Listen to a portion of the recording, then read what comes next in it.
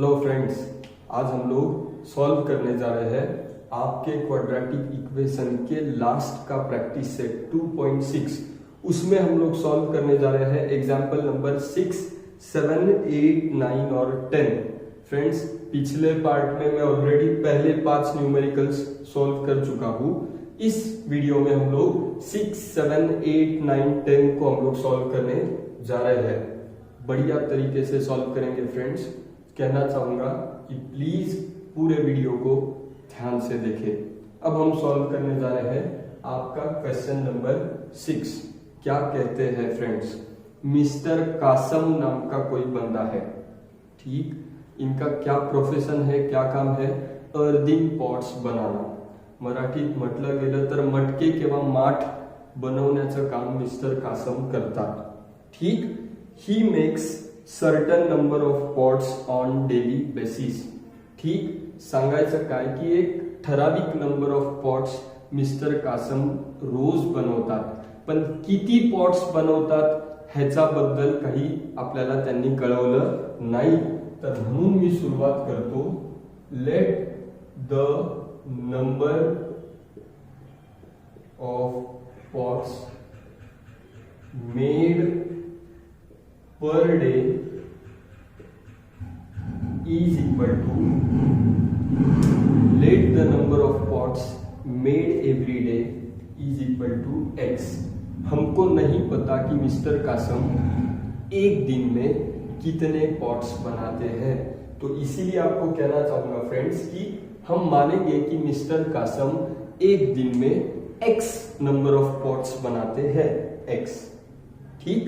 आगे उन्होंने कहा production cost of each pot, production cost of each pot is 40 more than 10 times the total number of pots, ठीक। बहुत सुंदर है। सी, उन्होंने कहा प्रोडक्शन कॉस्ट ऑफ ईच यानी 1 पॉट।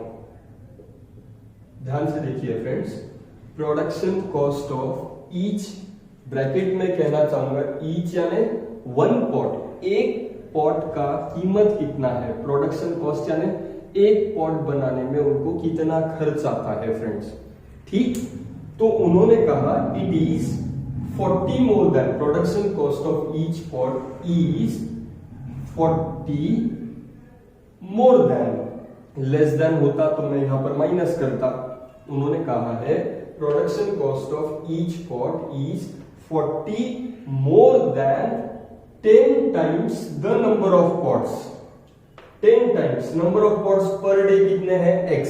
तो production cost of each pot is 40 more than 10 times the number of pots. Number of pots कितने हैं पर डे, x। तो 10 टाइम्स यानी कितने हो जाएंगे, 10x। तो 40 more than 10 times the number of pots. ये है प्रोडक्शन कॉस्ट ऑफ 1 पॉट। एक पॉट की कीमत हमको मिलती है 10x प्लस 40 फ्रेंड्स, ठीक। आगे कहते हैं if production cost of all the pots per day is 600, find the cost of 1 pot and number of pot mister Kasam makes every day.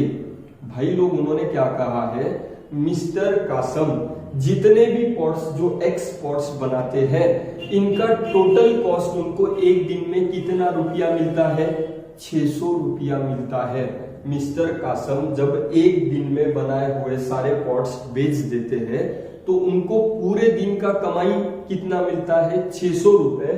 तो कहना चाहूंगा friends, by the given condition, इसको ध्यान से देखिए, बाय द गिवन कंडीशन सी। अब total cost उनको कितना मिला, 600, लेकिन टोटल कॉस्ट आने के लिए आपको क्या करना होगा फ्रेंड्स, टोटल कॉस्ट आने के लिए आपको total number of pots, total number of pots जो उन्होंने एक दिन में बेचे, multiplied by cost of 1 pot.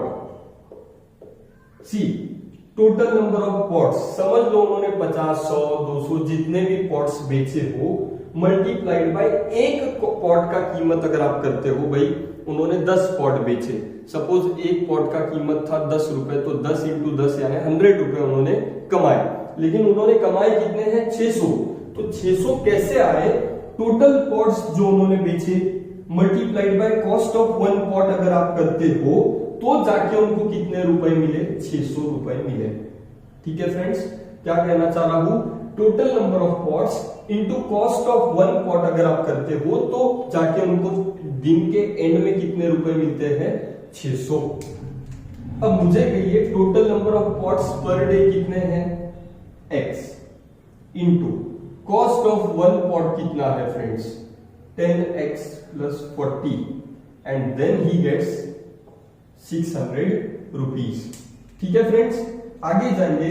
x into 10x होगा 10x square plus x into 40, x into 10x हुआ 10x स्क्वायर, x इंटू 40 होगा 40x is equal to 600। Rearrange अगर करोगे तो 10x square plus 40x minus 600 that will be equal to 0। Plus 600 इधर आकर हो गया माइनस 600, उधर कोई नहीं यानी कौन बचता है? 0।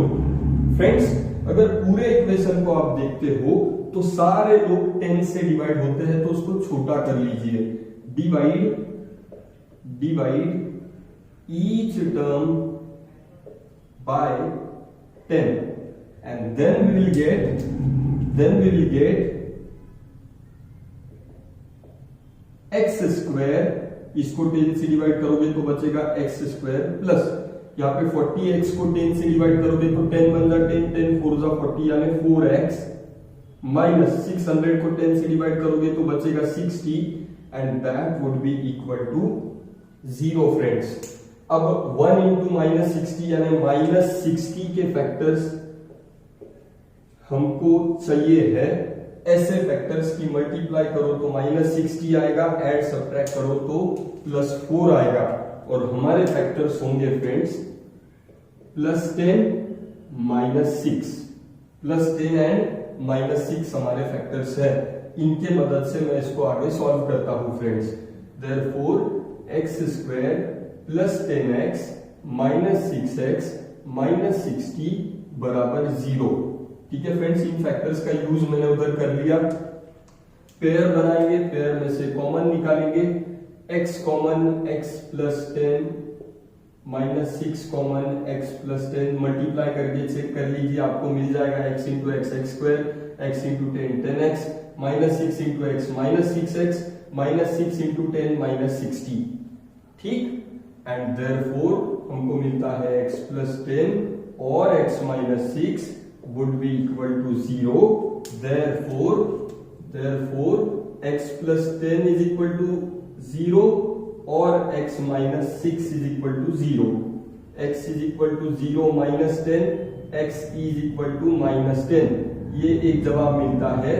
और x is equal to 0 minus 6 उधर जाकर होगा plus 6 and x would be equal to 6, ये एक जवाब मिलता है।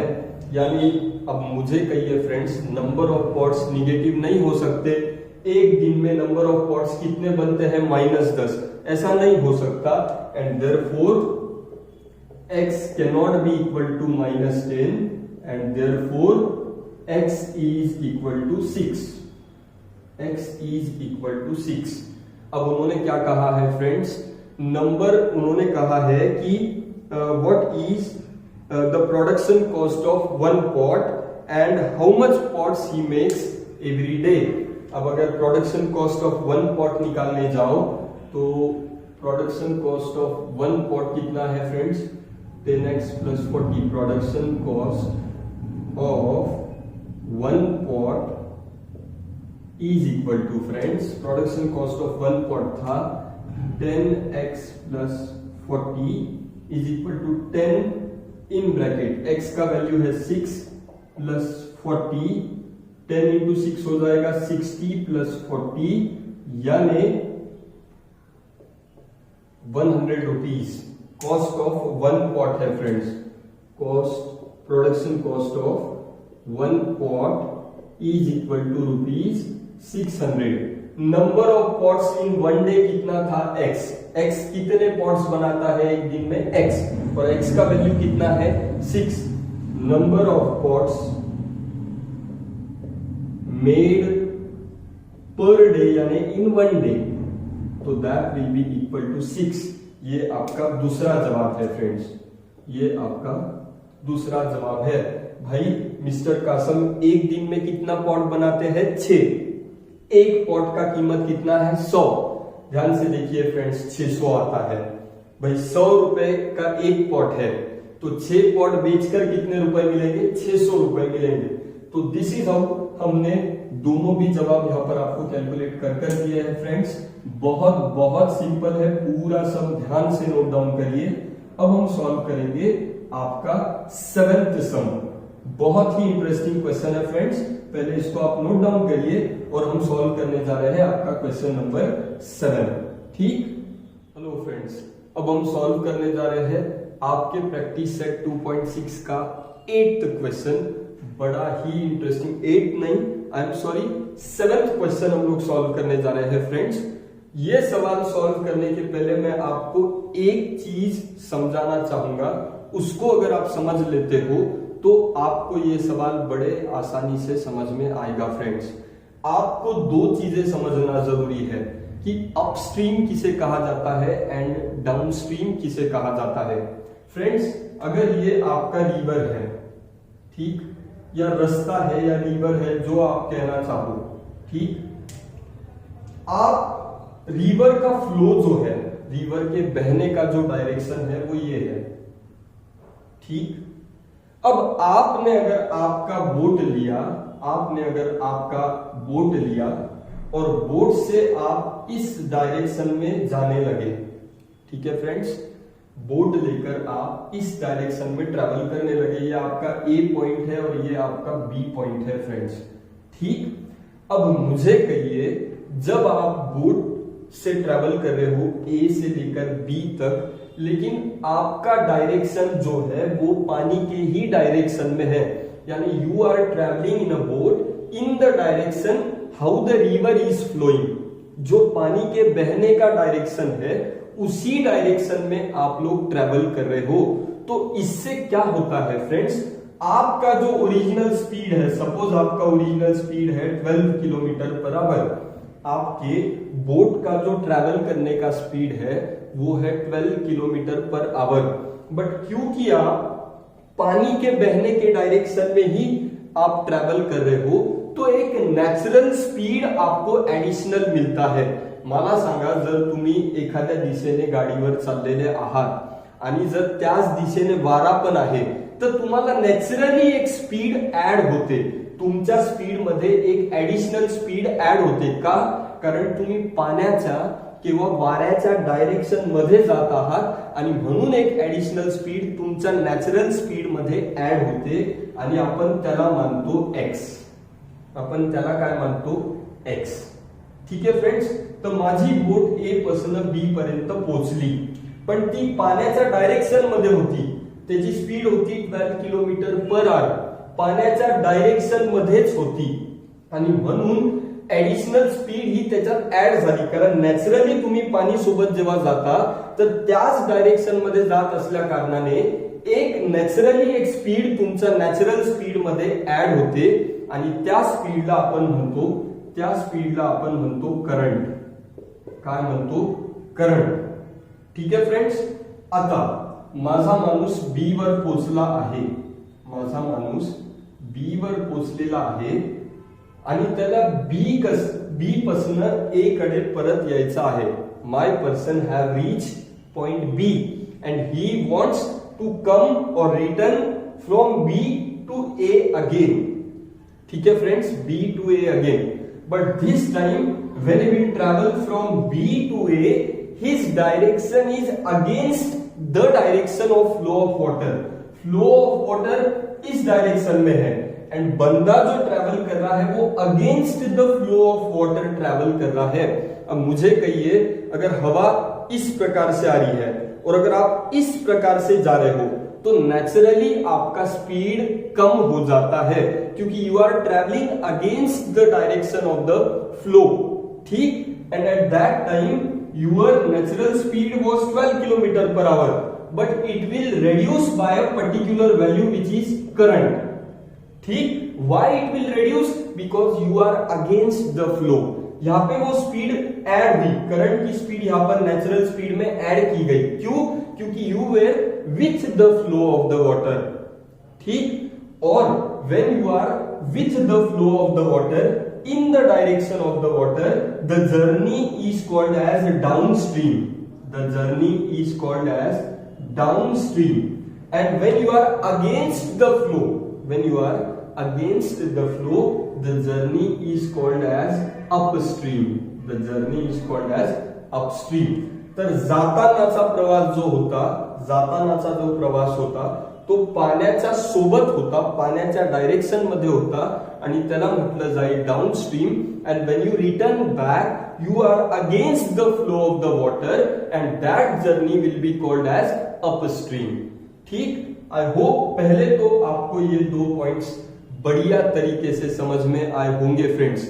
ये है आपका नेचुरल स्पीड एंड ये है स्पीड ऑफ द करंट जो एडिशनली ऐड होता है अगर आप डायरेक्शन में हो, और अगर आप अगेंस्ट द डायरेक्शन हो तो वो सबट्रैक्ट किया जाता है ओरिजिनल वैल्यू में से. ठीक है फ्रेंड्स, आई होप आपको ये दो पॉइंट्स अच्छे से समझ में आए होंगे. एंड अब हम स्टार्ट करने जा रहे हैं आपका क्वेश्चन नंबर 7. ठीक, हेलो फ्रेंड्स, अब हम सॉल्व करेंगे आपका क्वेश्चन नंबर 7. क्या कहते हैं प्रतीक भाई साहब को, सपोज हमारा जर्नी है A to B, A to B. ठीक, प्रतीक भाई साहब को A से लेकर B तक और B से लेकर A तक वापस आने में, यानी जाने का समय यानी डाउनस्ट्रीम वाला समय एंड अपस्ट्रीम वाला समय, कुल मिलाकर उनको कितना समय लगता है? 8 आवर्स. क्या कहते हैं? Prateek takes 8 hours to travel 36 kilometre downstream and return to the same spot. अब मुझे कहिए, मैंने आपको समझाया है डाउनस्ट्रीम यानी to with the flow of the water. ठीक, तो वो A टू B वाला डिस्टेंस कितना है? 32 किलोमीटर. ये डिस्टेंस कितना है फ्रेंड्स? ये डिस्टेंस है 32 किलोमीटर. जाने का distance A to B 32 kilometre और B टू A जब आप against the flow of water आते हो, ये डाउनस्ट्रीम वाला फ्लो है एंड ये अपस्ट्रीम वाला फ्लो है, क्योंकि you are travelling against the speed of the water, against the flow of the water. ठीक, तो डाउनस्ट्रीम का अगर डिस्टेंस 32 किलोमीटर है तो ऑब्वियस है अपस्ट्रीम का भी डिस्टेंस कितना होगा? 32 नहीं, I am sorry, 36 kilometre friends. कितना?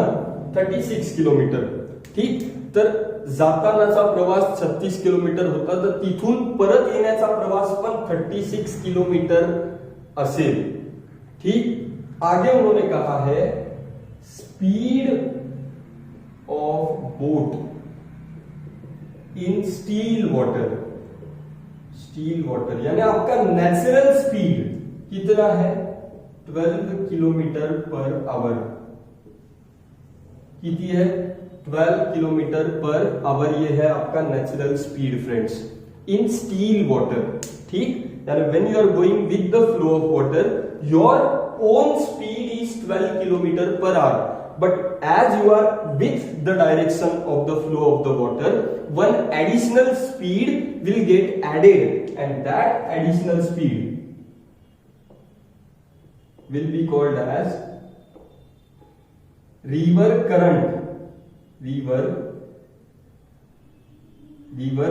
current.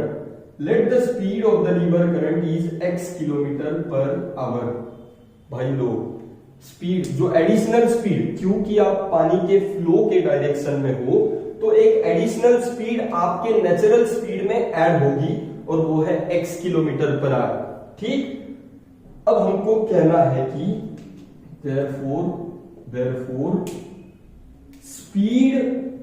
speed of water in downstream. Downstream यानी क्या फ्रेंड्स? डाउनस्ट्रीम यानी क्या? When your flow is with the direction of the water, तो उसमें एक स्पीड ऐड होगा। तो नेचुरल स्पीड कितना था 12, उसमें जो करंट वाला स्पीड ऐड होगा वो क्या है x, kilometre per our, kilometre per our, ठीक, डाउन स्ट्रीम में, यानी with the direction of the flow of the water. और अप स्ट्रीम में क्या होगा friends, speed of water, boat, boat लिख लीजिए, बोट इन अपस्ट्रीम, अपस्ट्रीम में बोट का स्पीड कितना होगा, क्योंकि वो अगेंस्ट, उसका नेचुरल स्पीड है 12, बट वो अगेंस्ट द फ्लो जा रहा है, तो एक पर्टिकुलर वैल्यू उसमें से रिड्यूस होगा, and its speed in down upstream will be 12 minus x kilometre per our. ये था natural speed 12 kilometre per our. River current, जो एडिशनल फैक्टर है उसको करंट क्या कहा जाता है, और वो है x। डाउन स्ट्रीम में है तो एडिशनल फैक्टर ऐड होता है, और अप स्ट्रीम में है तो एडिशनल फैक्टर सब्ट्रैक्ट होता है नेचुरल स्पीड में से, ठीक। तो ये डेटा हम लोगों ने बनाया फ्रेंड्स। आई होप यहां तक आपको समझ में आया होगा। अब मुझे कहिए time for upstream, time for upstream एक डेटा मैंने बनाया है, and time for downstream, downstream. मुझे कहिए फ्रेंड्स टाइम फॉर अपस्ट्रीम, यहां पे नीचे लेते हैं और ये भी यहां पे नीचे लेते हैं, टाइम फॉर अपस्ट्रीम या टाइम फॉर डाउनस्ट्रीम। मुझे कहिए टाइम का जनरल फॉर्मूला क्या है, distance upon speed. Speed is equal to distance upon time, time is equal to distance upon speed. तो मैं यहां पे क्या लिखता हूं, distance for upstream upon speed for upstream, ठीक।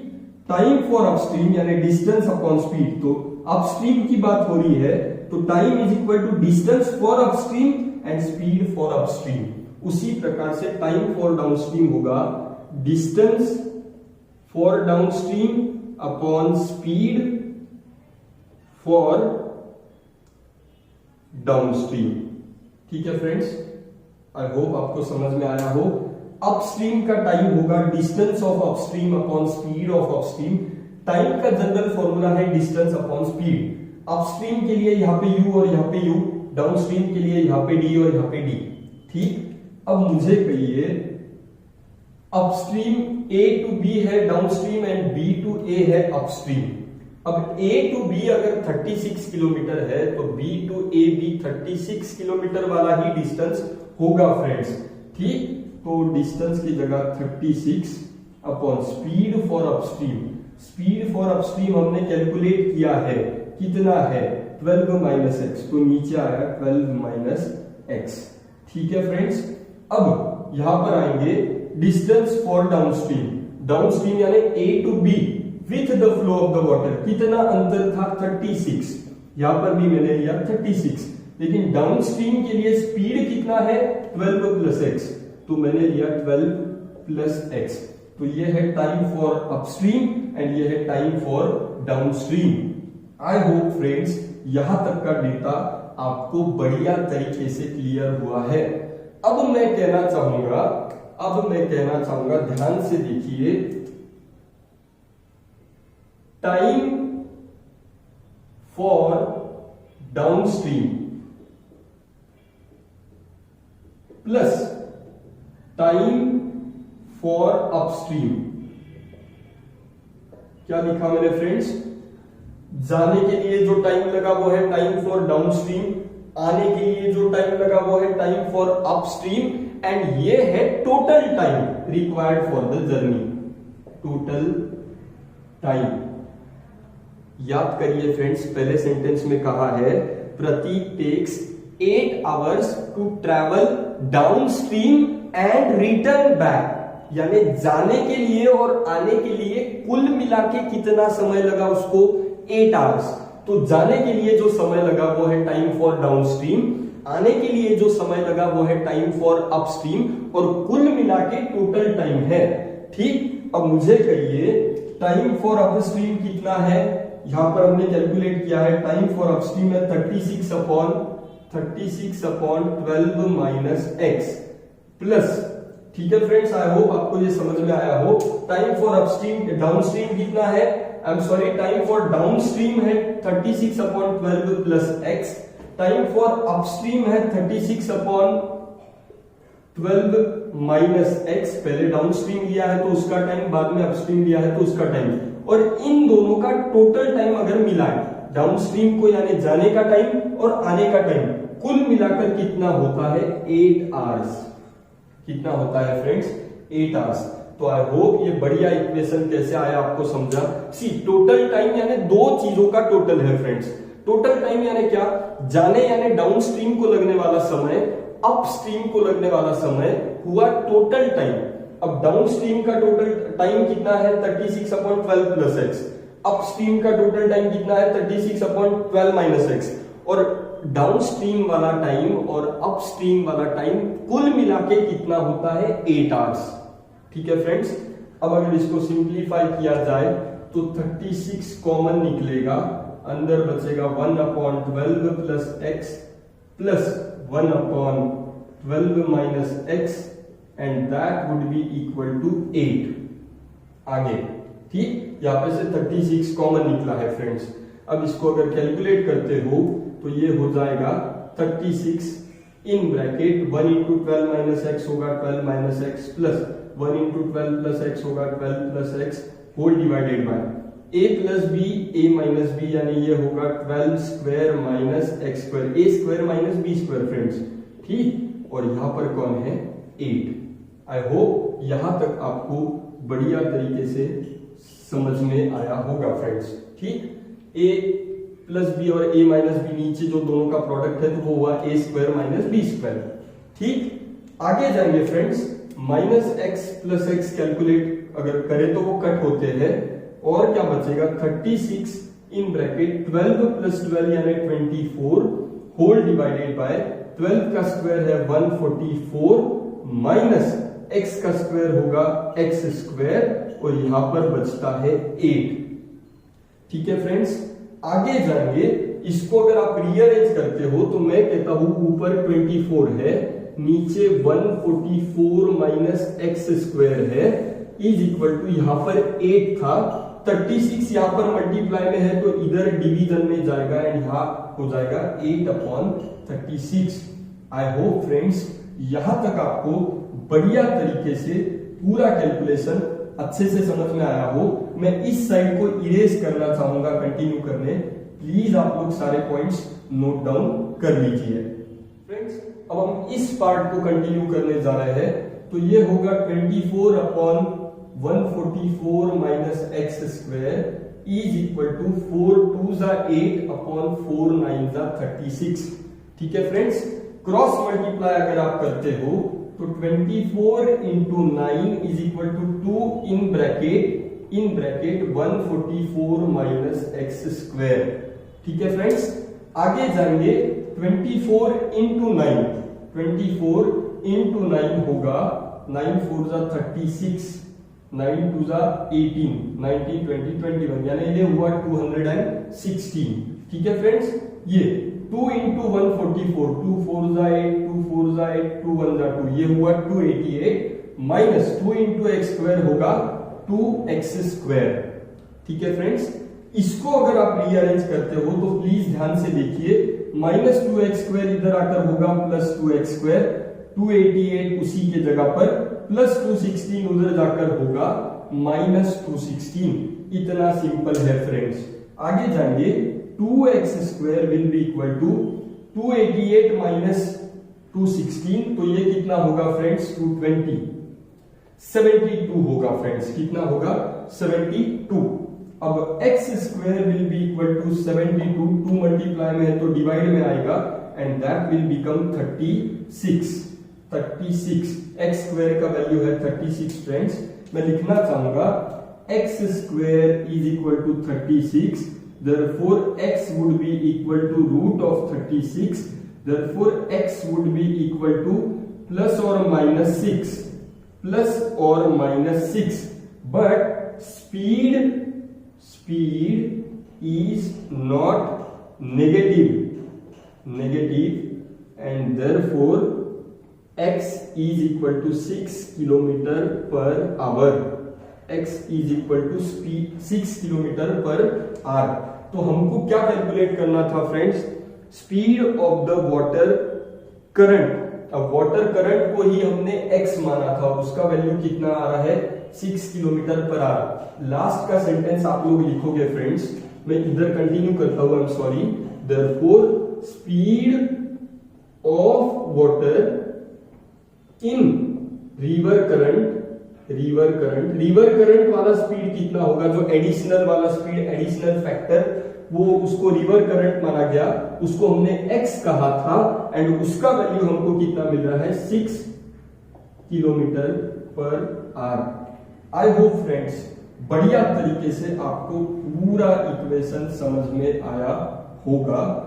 ठीक, अच्छे से पढ़ाई करिए, प्लीज अच्छे से नोट डाउन करिए, वीडियो ध्यान से देखिए. मैं आपको चैलेंज करता हूं, गारंटी देता हूं, अश्योर करता हूं, मेरा भरोसा है कि आपको जरूर बहुत अच्छे तरीके से ये सब समझ में आएगा.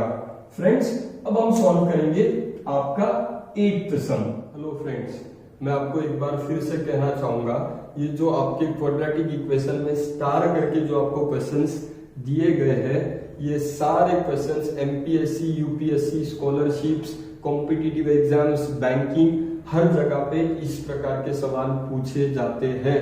तो प्लीज इनका पढ़ाई, सारे क्वेश्चंस को बहुत अच्छे से देखिए, बहुत मेहनत करिए. अब हम सॉल्व कर रहे हैं आपका 8th क्वेश्चन. क्या कहते हैं? Pintu takes 6 days more than Nishu to complete a certain work. भाई अब सपोज आपको एक एग्जांपल ले लो कि आपको एक रूम का कंस्ट्रक्शन करना है. ठीक, किसका कंस्ट्रक्शन करना है? एक रूम का. समझ लो कोई एक आदमी है, लेबर है, उसको एक रूम का कंस्ट्रक्शन करने 7 दिन लगते हैं. कितने दिन लगते हैं? 7 दिन. तो अगर मैं आपको कहूं या अगर आप मुझे पूछो, सर एक लेबर को एक रूम बनाने के लिए, एक पूरा काम करने, रूम बनाने का एक पूरा काम करने 7 दिन लगते हैं, तो वो लेबर एक दिन में कितना काम करता होगा? तो मैं कहूंगा 1/7. ठीक, अगर आपने मुझे कहा सर मुझे जो आपने काम दिया है पूरा होमवर्क कंप्लीट करने का, उस पूरे होमवर्क को कंप्लीट करने मुझे 11 दिन लगे, तो एक दिन में मैंने कितना हिस्सा किया होगा? तो एक दिन में जो होमवर्क का हिस्सा आपने किया है वो है 1/x. आपको 11 दिन लगे थे तो 1/11. अगर मैं आपसे पूछूं बेटा आपने पूरा होमवर्क 11 डेज में फिनिश किया, तो 4 डेज में आपने कितना हिस्सा फिनिश किया? तो वो होगा 4/11. 7 दिन में आपने कितना होमवर्क किया?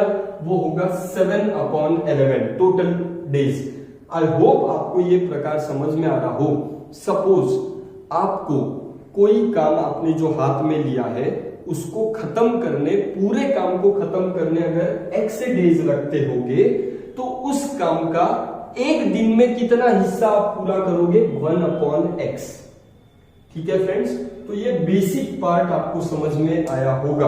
अब हम सॉल्व करने जा रहे हैं आपका सम नंबर 8. क्या कहते हैं? Pintu takes 6 days more than Nishu to complete a work. सबसे पहला मैं कहना चाहूंगा, late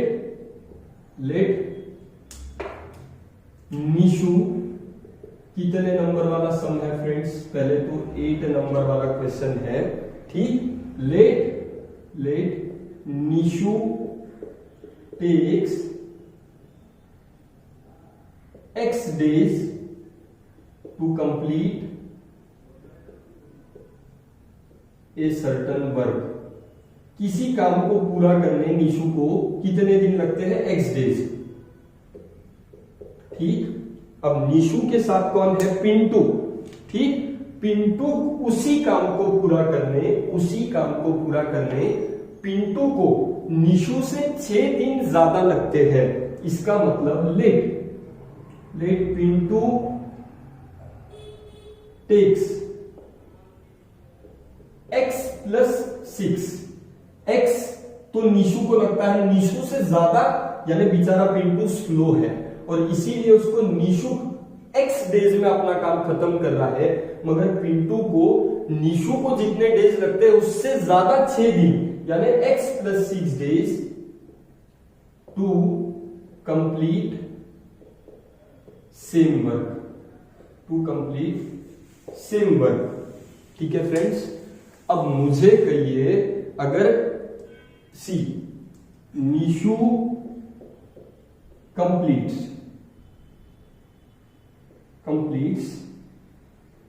1/x part of total work. Nishu completes 1/x part of total work in 1 day. Nishu completes 1/x part of total work in 1 day. तो मुझे कहिए therefore Nishu completes एक दिन में 1/x पार्ट उसने कंप्लीट किया, तो 4 दिन में Nishu completes 4/x part of work in 4 days. 4 दिनों में उसने कितना काम किया होगा? 4/x। ठीक उसी प्रकार से ऑल्सो अब पिंटू की बात करते हैं। पिंटू कंप्लीट्स अब टोटल डेज कितने लगे पिंटू को? x + 6, बट एक दिन में उसने कितना काम किया? 1/x + 6 part of work in 1 day. एक दिन में निशु ने कितना हिस्सा पूरा किया? 1/, total days required by him. Total days required by him were x + 6, तो एक दिन में कितना हिस्सा पूरा हुआ? 1/x + 6। ठीक, तो therefore work completed by Pintu in 4 days, जैसे हमने 4 डेज का, निशु ने 4 डेज में कितना काम किया? 4/x, तो पिंटू ने 4 डेज में कितना काम किया? 4/x + 6। 4/x + 6 4 डेज का हिस्सा है, इसके लिए 4, और कितने टोटल डेज लगे हैं? x + 6, तो 4/x + 6। निशु ने 4 दिन में कितना किया? 4/x, क्यों? क्योंकि उसके टोटल डेज कितने थे? x। ठीक है फ्रेंड्स, आई होप यहां तक आपको समझ में आया हो। एक दिन में निशु कितना हिस्सा काम करता है? 1/x, तो 4 दिनों में कितना हुआ? 4/x। पिंटू को एक दिन में कितना काम होता है? कितना टुकड़ा काम करता है वो? कितना हिस्सा काम करता है? 1/x + 6, क्योंकि उसके डेज कितने थे? x + 6, तो 1/x + 6। तो 4 दिनों में पिंटू कितना काम करेगा? 4/x + 6। अगर 5 दिन होते तो 5/x + 6। ठीक, अब ध्यान से देखिए फ्रेंड्स, जो कंडीशन में लिख रहा हूं, बाय द गिवन कंडीशन, अगर दोनों भी लोग, निशु हो या पिंटू हो, अगर दोनों भी लोग 4 दिन में काम करते हैं, 4 दिन, निशु 4 दिन काम कर रहा है, वही काम पिंटू भी 4 दिन कर रहा है, दोनों साथ में अगर काम करे तो 4 दिन में पूरा काम ये खत्म करते हैं। तो मैं यहां पर लिखना चाहूंगा work completed by Nishu in 4 days plus work completed by Nishu in 4 days plus work completed by Pintu in 4 days। उन्होंने कहा है if they work together they finish the work in 4 days, यानी work completed by Nishu in 4 days plus together काम कर रहे हैं, plus work completed by Pintu in 4 days, दोनों अगर मिलके 4 दिन दोनों एक साथ अगर काम करे तो वो एक पूरा काम खत्म करते हैं। And therefore work completed by Nishu in 4 days plus work completed by Pintu in 4 days is equal to 1 यानी क्या? दोनों मिलकर एक पूरा काम खत्म कर रहे हैं फ्रेंड्स। आई होप आपको ये चीज समझ में आई हो। अब मुझे कहिए work completed by Nishu in 4 days, Nishu completes dash work in 4 days, तो वो कितना है 4/x, वो है 4/x प्लस पिंटू ने 4 दिन में कितना काम पूरा किया है 4/x plus 6 and that would be equal to 1। ठीक है फ्रेंड्स, आगे अगर इसको सॉल्व करते हो, आगे अगर इसको आप सॉल्व करते हो तो 4 कॉमन निकलेगा फ्रेंड्स, अंदर बचेगा 1/x plus 1/x plus 6 and that would be equal to 1। 4 in bracket 1 into x plus 6 होगा x plus 6 plus 1 into x होगा x upon x in bracket x plus 6 and that would be equal to 1। ठीक है friends, ये bracket close. अब इसको अगर आगे solve करो तो ये हो जाएगा x और x हो जाएगा 2x plus 6 bracket upon x into x हो जाएगा x square plus x into 6 होगा 6x is equal to 1। 4 multiply में था, डिवीजन में जाएगा। जैसे पिछले सब में कैलकुलेशन किया उसी प्रकार से इसको हम लोग सॉल्व करने जा रहे हैं फ्रेंड्स। ठीक, आई होप यहां तक का पार्ट आपको बढ़िया तरीके से समझ में आया होगा। अब हम सॉल्व करेंगे आपका अगला पार्ट, यानी इस पार्ट को हम लोग यहाँ पर कंटिन्यू करेंगे।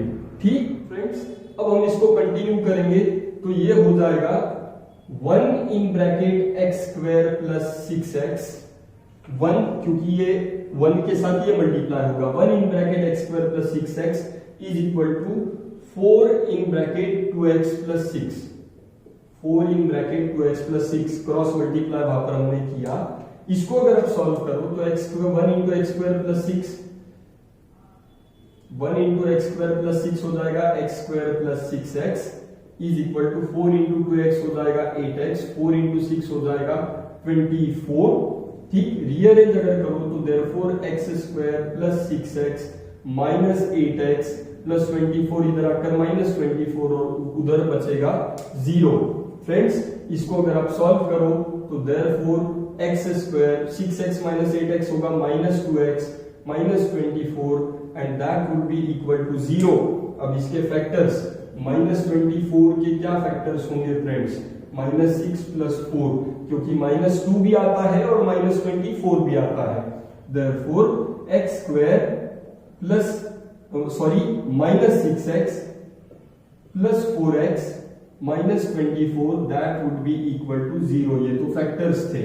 ठीक, अब इसको अगर सॉल्व करो तो पहले कॉमन मिलेगा x common x minus 6 plus 4 common x minus 6 and that would be equal to 0, x into x x square minus x into 6 6x, 4 into x 4x minus 4 into 6 minus 24।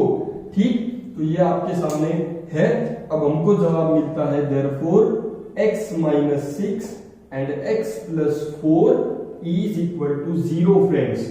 तो हम क्या करेंगे, x minus 6 is equal to therefore x minus 6 is equal to 0, x plus 4 is equal to 0, x is equal to 0 plus 6, x is equal to 6। ठीक, x is equal to 0 minus 4, x is equal to minus 4। अब friends, मैंने तो आज तक नहीं देखा कि दिन निगेटिव होता है, डेज निगेटिव होते हैं। तो देयरफॉर यहां पर हम लोग लिखेंगे, ध्यान से देखिए, यहां पर इस स्पेस को हम लोग यूज करके लिखेंगे कि x cannot be equal to minus 4 and therefore x is equal to 6, x is equal to 6। और क्योंकि x were the days required by Nishu, तो Nishu required x यानी 6 days। निशु को कितने दिन लग रहे हैं भाई, 6। एंड पिंटू रिक्वायर्ड, पिंटू को लगे थे x plus 6, Pintu required x plus 6, 6 plus 6 यानी 12 डेज। तो Pintu required 12 days and Nishu required 6 days to complete the same work. उसी काम को पूरा करने निशु को 6 दिन लगे, बल्कि पिंटू को उसी काम को पूरा करने 6 दिन ज्यादा यानी 6 प्लस 6 यानी 12 डेज लगे। तो फ्रेंड्स, इस प्रकार से हमने इसको सॉल्व किया है। बढ़िया सवाल है, बहुत ही इंटरेस्टिंग क्वेश्चन था। अब हम सॉल्व करेंगे आपका क्वेश्चन नंबर 9 फ्रेंड्स। ठीक, तो फ्रेंड्स बढ़िया तरीके से सॉल्व करने जा रहे हैं क्वेश्चन नंबर 9। क्या कहते हैं, if 460 is divided by a natural number, question is 6 more than 5 times the divisor and all. ठीक, अब मुझे कहिए एक बेसिक फॉर्म में अगर देखिए तो ये 460 है फ्रेंड्स। ठीक, ये है आपका डिविडेंड। इसको आप कोई डिवाइजर से डिवाइड कर रहे हो, बट डिवाइजर आपको पता नहीं, तो हम डिवाइजर को क्या मानेंगे, x। अगर आप 460 को इस x से, यानी डिवाइजर का वैल्यू आपको मालूम नहीं है, अभी के लिए हम लोग क्या पकड़ेंगे, x, डिवाइड करते हो तो क्वेश्चन आपको मिलता है 6 more than 5 times the divisor. Question आपको क्या मिलता है, 6 more than 5 times the divisor, ये मिलता है। ठीक, and the remainder will be, remainder कितना कहा है फ्रेंड्स, 1 कहा है। ठीक, if you divide 460 by a natural number that is x, you get the question 6 more than 5 times the divisor and the remainder is 1। तो कहना चाहूंगा friends, here let the divisor यानी ये हिस्सा friends, let the divisor is equal to x। Dividend क्या है, dividend यानी जिसको डिवाइड कर रहे हैं वो है 460।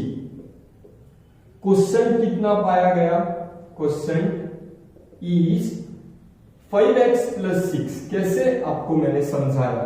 ठीक, एंड रिमाइंडर कितना है फ्रेंड्स, रिमाइंडर है 1। फ्रेंड्स लिखना चाहूंगा ये है हमारा क्वेश्चन नंबर 9। ठीक, अब बचपन से आप एक इक्वेशन सीखते आ रहे हो, क्या है, we know dividend is equal to divisor into quotient plus remainder. Dividend is equal to divisor into quotient plus remainder, ये बेसिक फॉर्मूला आप बचपन से सीखते आ रहे हो। डिविडेंड कौन है फ्रेंड्स, 460, डिवाइजर कौन है, x, क्वोशिएंट कौन है, 5x + 6 एंड रिमाइंडर कितना है, 1। तो दिस इज हाउ मैंने वैल्यूज पुट अप किए, dividend 460, divisor x into quotient है 5x + 6 प्लस रिमाइंडर है 1 फ्रेंड्स। ठीक, इसको अगर आप सिंप्लीफाई करो, बहुत सिंपल है। मैं कहना क्या चाहूंगा, देखिए 460 is equal to x into 5x होगा 5x² प्लस x इंटू 6 होगा 6x प्लस यहां पर क्या है फ्रेंड्स, 1।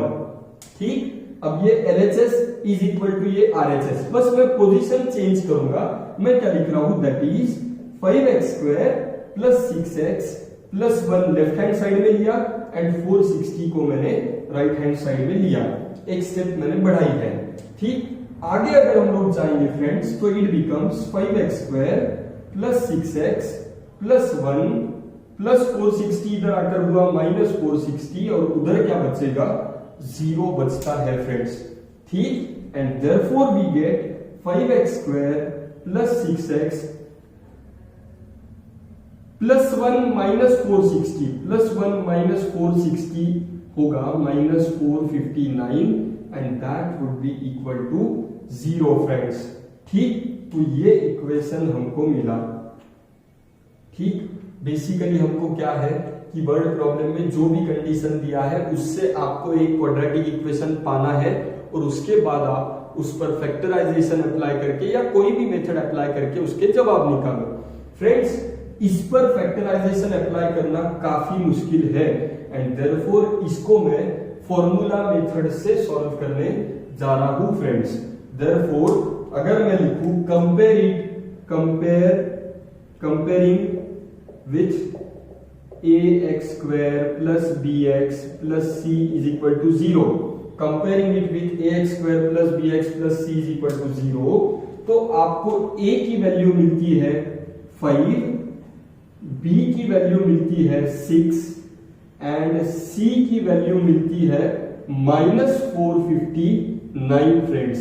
ये सारी चीजें ए बी सी मैंने आपके सामने इस इक्वेशन को ax² + bx + c से कंपेयर किया, ए बी सी कैलकुलेट करके मैंने आपके सामने लिखा है फ्रेंड्स। ठीक, therefore by formula method हमको पता है b² - 4ac का वैल्यू पहले निकाला जाता है, b² - 4ac। अब मुझे कहिए b का स्क्वायर यानी 6 का square minus in bracket 4 into a का वैल्यू है 5 इंटू c का वैल्यू है -459 है c का वैल्यू फ्रेंड्स।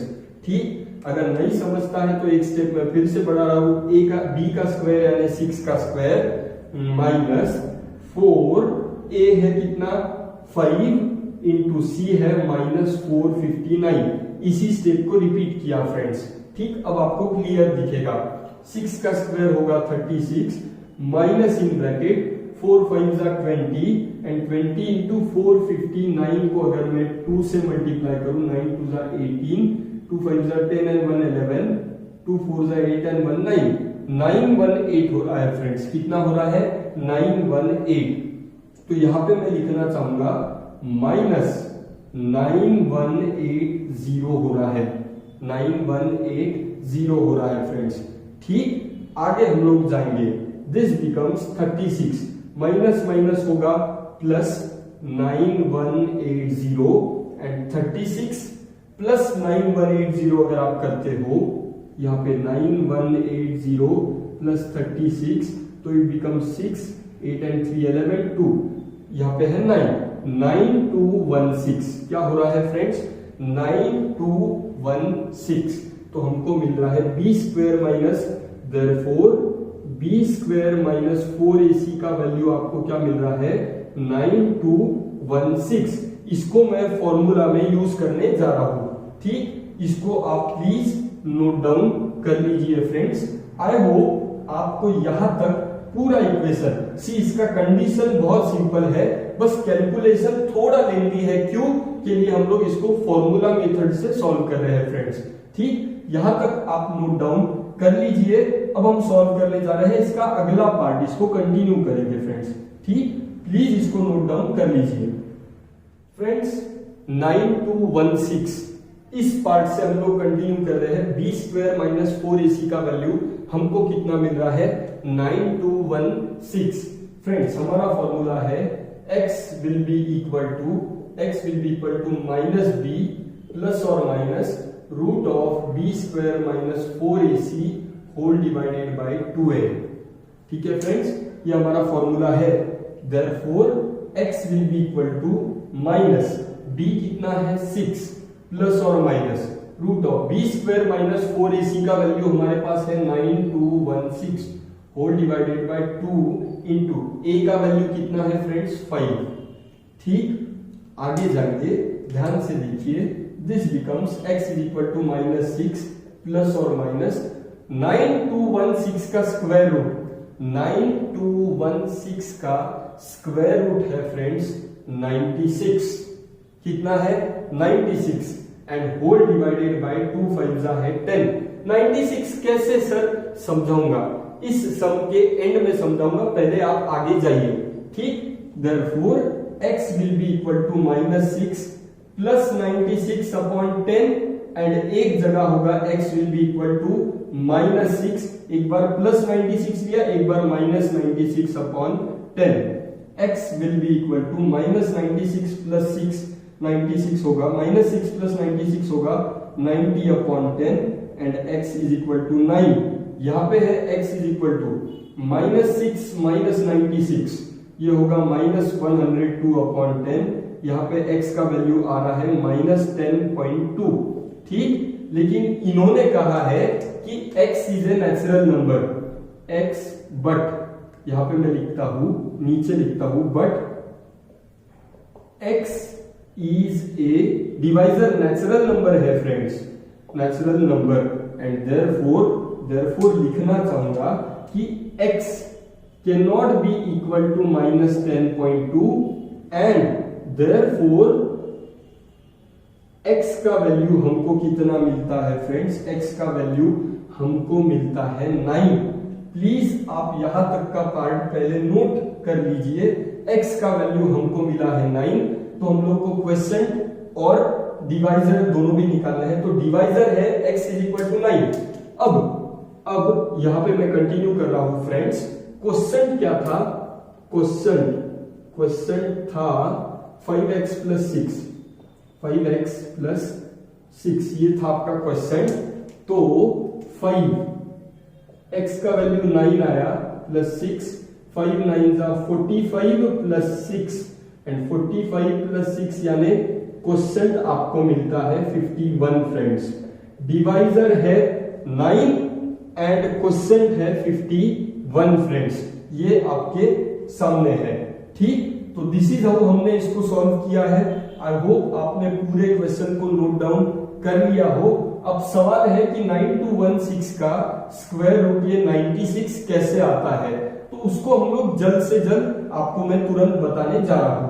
प्लीज पहले इसको समझ लीजिए और नोट डाउन कर लीजिए फ्रेंड्स।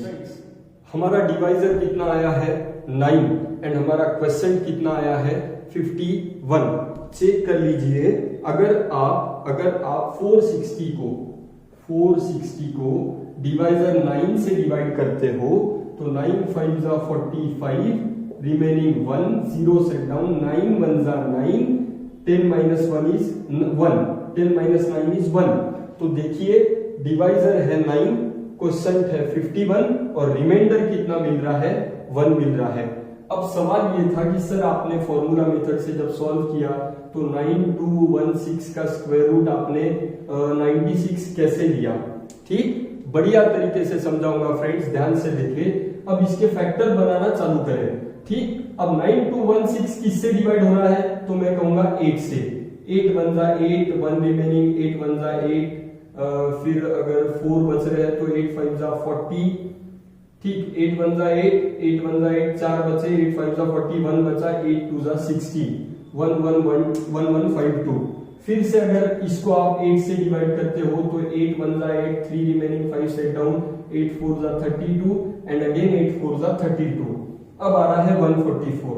फ्रेंड्स 144 किससे डिवाइड होगा? मैं कहूंगा 12 से।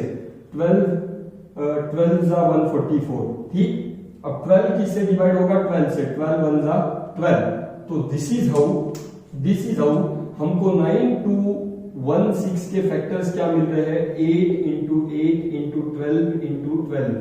ठीक, अगर आपको इसका स्क्वायर रूट लेना है, स्क्वायर रूट ऑफ 9216, तो वो होगा square root of 8 into 8 into 12 into 12।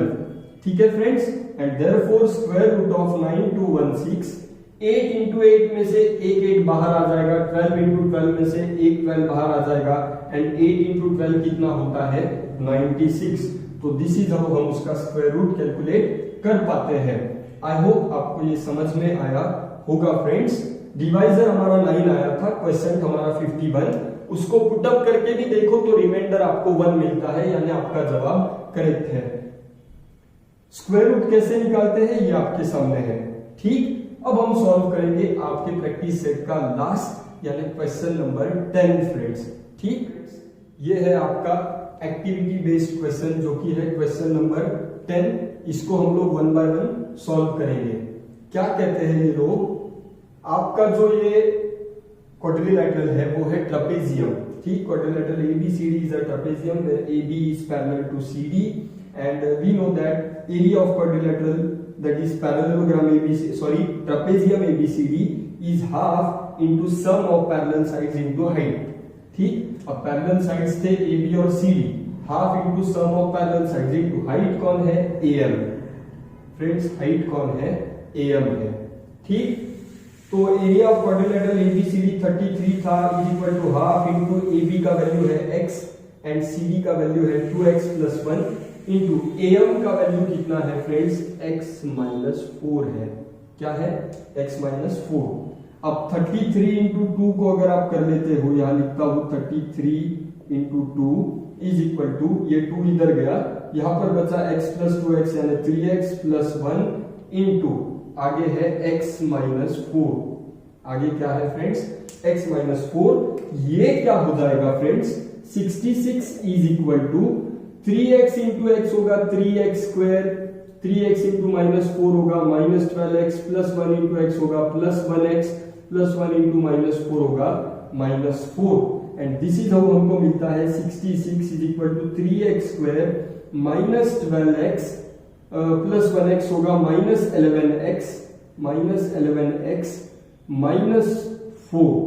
ठीक, इसको अगर मैं रीअरेंज करूं यहाँ पर लिखना थोड़ा मुश्किल है, तो ये हो जाएगा 3x स्क्वायर प्लस, नहीं फ्रेंड्स ये करेक्शन कीजिए, ये वाला स्टेप जो है यहाँ पर करेक्शन मैं करना चाहूंगा, 3x square minus 11x minus 4 plus 66 इधर आकर होगा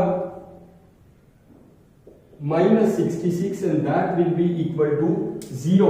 ठीक, तो ये हो जाएगा 3x square minus 11x minus 70 is equal to 0। ठीक, और इसके फैक्टराइजेशन मेथड से अगर आप फैक्टर्स बनाते हो तो ये 3 इंटू माइनस 70 होता है माइनस 210। अब माइनस 210 यानी इसके फैक्टर्स बनते हैं माइनस 21 प्लस 10। क्या बनते हैं, माइनस 21 प्लस 10। फ्रेंड्स, एक्टिविटी में बहुत सारे स्टेप्स मिसिंग होते हैं, तो इसके फैक्टर्स बनते हैं। मैं एक स्टेप और इसको रीअरेंज करना चाहूंगा। इसके फैक्टर्स क्या बनते हैं friends, 3x square minus 21x plus 10x minus 70 बराबर 0। तो 3x कॉमन अंदर बचेगा, x माइनस 7 प्लस 10 कॉमन अंदर बचेगा, x minus 7 and that would be equal to 0। Therefore 3x plus 10 and x minus 7 would be equal to 0 friends. तो 3x plus 10 is equal to 0 और x minus 7 is equal to 0।